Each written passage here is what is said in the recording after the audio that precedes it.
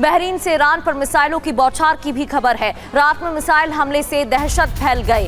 दरअसल एक के बाद एक हमले यहां से किए गए हैं और बहरीन से ईरान पर मिसाइलों की बौछार हुई है। तो रात में मिसाइल हमले से दहशत भी फैली। ये देखिए तस्वीर,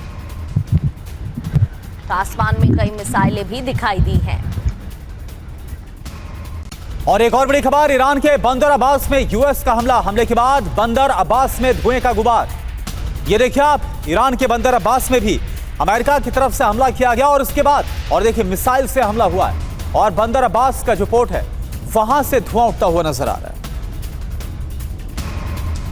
तो ईरान के बंदर अब्बास में अमेरिका का हमले के बाद बंदर अब्बास में धुएं का गुबार भी उठता हुआ दिखाई दिया है।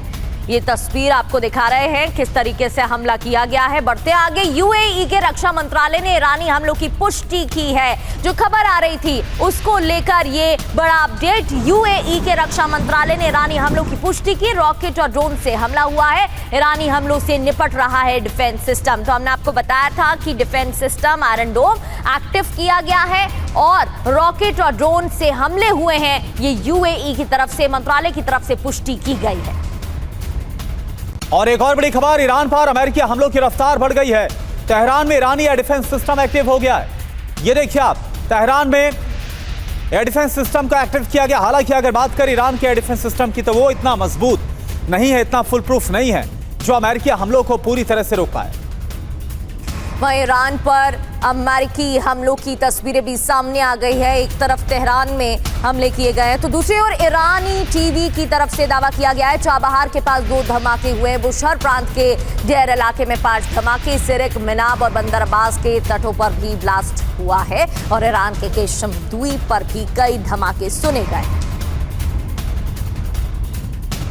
तो आप जानिए कि आखिरकार कहां पर हमला हुआ। 50 ठिकानों पर बताया जा रहा है। 12 शहरों को टहला दिया गया है। बिग वॉल का सीधे रुख करते हैं और आपको बताते हैं कि कहां पर हमला हुआ है। ये देखिए, अगर यहां से हम शुरुआत करें, बंदर अब्बास पोर्ट को फिर से निशाने पर लिया गया। असलिये पर हमला हुआ है, कोनारक पर हमला हुआ है, खोजिस्तान, सिरिक पोर्ट और बुशहर पर हमला किया गया। बिल्कुल, जिस बात की आशंका थी, चाबहार पोर्ट पर भी अटैक हुआ है, बंदर दयार पर भी अटैक हुआ है, केशम द्वीप पर भी हमले की जानकारी है, जस्क पर और मशहर पर भी हमले किए गए हैं अमेरिका की तरफ से। इतना ही नहीं, आगे आपको बताते हैं और जो ये हमले हुए हैं उसका दायरा कहां बढ़ सकता है। अब देखिए, ईरान की तरफ से जो हमला किया गया है वो भी आपको बताते हैं। देखिए, ईरान पर तो हमला हुआ ही है, ईरान के 12 शहरों पर हमला हुआ है, लेकिन इसके अलावा ईरान की तरफ से भी कहां हमलों को अंजाम दिया जा रहा है। अगर हम देखें, ओमान, यूएई, ओमान की जो खाड़ी है वहां पर जो हमले हैं वो अंजाम दिए गए। बिल्कुल, और अब एक एक कर वो तस्वीरें भी सामने आने लगी हैं। लेकिन ये जो हमले हो रहे हैं, इस हमले के बीच अमेरिकी रक्षा मंत्री हेक्सेट ने क्या कहा वो आपको बताते हैं। पीट हेक्सेट का बड़ा बयान सामने आया। ईरान ने गलत फैसला लिया है, ये कहा गया है। ईरान को समझौता नहीं करने की कीमत भी चुकानी होगी। ये देखिए, made a poor choice now they पे, यानी कि पीट हेक्सेट की तरफ से लिखा गया है ईरान ने जो फैसला लिया वो गलत है और अब ईरान को इसकी बड़ी कीमत चुकानी होगी।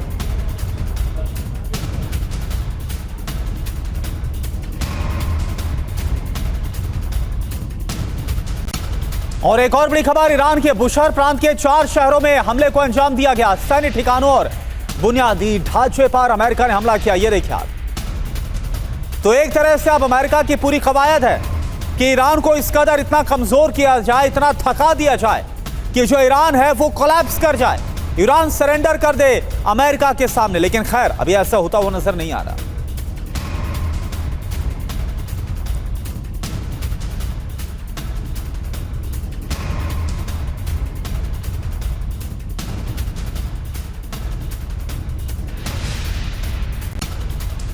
तो हमलों को लेकर ईरानी टीवी ने दावा किया, एक के बाद एक दावे सामने आ रहे हैं। हॉर्मुज़गान प्रांत में भारी तबाही देखने को मिली है। जास्क शहर में भी 10 से ज्यादा धमाकों की आवाजें सुनी गई हैं। वो इलाके, वो लोकेशंस आपको बता रहे थे, वो स्थान जहां पर हमले हुए हैं और उसमें जास्क शहर भी है। यहां पर भी 10 से ज्यादा धमाकों की आवाजें सुनी गई है।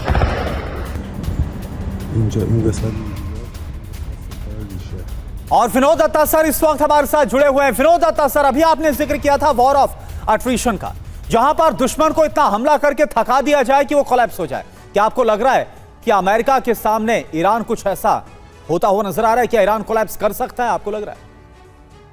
हाँ बिल्कुल, आप ये देखिए, क्योंकि जो रूल्स ऑफ एंगेजमेंट ईरान ने फॉलो किए हैं वो ये बताता है कि उसने पहली बात तो लो टेक्नोलॉजी का सहारा लिया है, क्योंकि आप ये देखिए एक ड्रोन है, उसमें कुछ एक लाखों में वो बन जाता है, और अमेरिका इजराइल जो उसकी जो मिसाइल्स है उनसे उन पे हमला करता है, जो करोड़ों में उनकी लागत है। तीसरी चीज ये है कि जिस तरह का मतलब जिटर पार्टीज उन्होंने बताई हुई हैं, IRGC ने बनाई हुई है, तो वो कहीं से भी किसी भी प्रकार का हमला कर देते हैं। और जो अमेरिकन असेट्स हैं, क्योंकि आप देखिए 2 या 3 दिन पहले एक स्टेटमेंट आया था, 2 दिन पहले के साथ अमेरिका और इजराइल ने कहा था कि इन हमलों में हमारा कोई हाथ नहीं है, जो पूरे विश्व को ने कभी इसका स्वीकार नहीं किया, ना वो मानने वाली बात थी। आज ये बिल्कुल साफ और वाजे हो गया है। और IRGC जो है और उसका जो मानना है वो ये है कि साहब किस तरह से इसमें जो जिटर पार्टीज हैं वो अमेरिकन एसेट्स को या अमेरिकन जो अलाइज हैं उनको अटैक करेंगे और वहां वो अमेरिका को पिन डाउन करके रखेंगे। क्योंकि आप ये देखिए कि जैसे मतलब अगर आप स्ट्रेट ऑफ हॉर्मुज का जो ज्योग्राफिकल स्प्रेड देखें तो उसमें आप ये देखिए कि वहाँ इस तरह के, क्योंकि मैं उस इलाके में रहा हूँ, तो वहाँ मतलब इस तरह के वहाँ माउंटेन रिवीन्स वगैरह हैं कि उसमें से ऑपरेशन जो गुरिल्ला ऑपरेशंस हैं वो बड़े आसानी से किए जा सकते हैं।